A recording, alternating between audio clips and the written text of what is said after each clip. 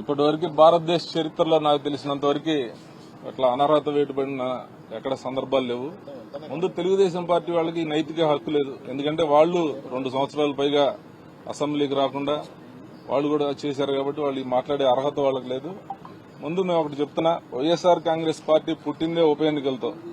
జగన్మోహన్ రెడ్డి గారు ఆ రోజు ఉప ఎన్నికలతో గెలిచడంతో ఈ పార్టీ పటిష్టంగా మారింది. తర్వాత 17 స్థానాలు ఉప ఎన్నికలు జరిగి 14 చోట్ల వైఎస్ఆర్ కాంగ్రెస్ పార్టీ గెలవడం జరిగింది. ఇంతెందుకు మేము ఒకటే డిమాండ్ చేస్తున్నాం, మీరు ఎన్నికల్ని రెఫరెండంగా తీసుకుంటారా? పులివెందుల ఉప ఎన్నిక మీరు రెఫరెండంగా తీసుకుంటే మేమే జగన్మోహన్ రెడ్డి గారిని ఒప్పించి రాజీనామా చేపిస్తాం. మీరు కేంద్ర ప్రభుత్వ సాయుధ బలాలతో ఎన్నిక నిర్వహించండి.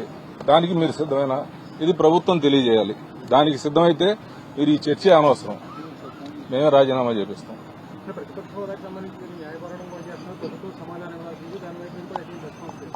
అదే చెప్పాను. ఇప్పుడు తెలుగుదేశం పార్టీ ఆ రోజు శాసనసభ నుంచి పారిపోయింది వ్యక్తిగత కారణాలతో. ఏదో కుటుంబ సభ్యులను తిట్టాం.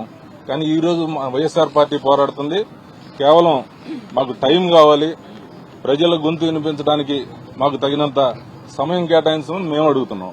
దీనికి దానికి చాలా వైరుధ్యం ఉంది. ఈ రోజు పోరాటం చేసేది మేము ప్రజల పక్షాన పోరాడడానికి, మీరు ఆ రోజున పోరాటం చేసింది మీ కుటుంబ పక్షాన. వైఎస్ఆర్ కాంగ్రెస్ పార్టీకి తెలుగుదేశం పార్టీకి తేడా ఇది గమనించవలసిందిగా కూడా ప్రజలను కోరుతున్నాం.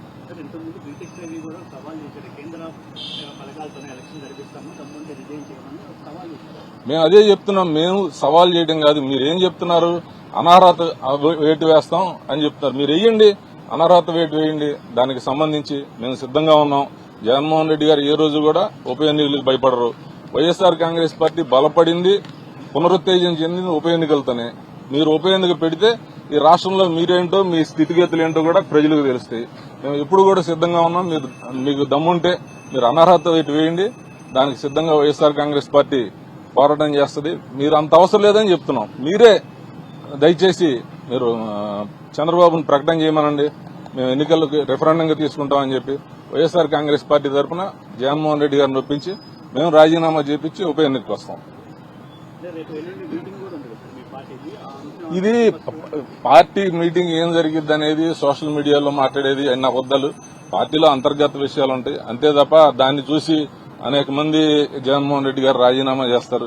ఆయన ఏ రోజు చెప్పలా. ఉప ఎన్నికలు వాళ్ళు రద్దు చేస్తే మేము సిద్దంగా ఉన్నామని చెప్పాం. ఇప్పుడు కూడా అదే స్టాండ్. అంతే తప్ప మేము రాజీనామా చేస్తాం. అది ఎప్పుడు అవసరమైనప్పుడు దానికి సంబంధించి మాట్లాడతాం.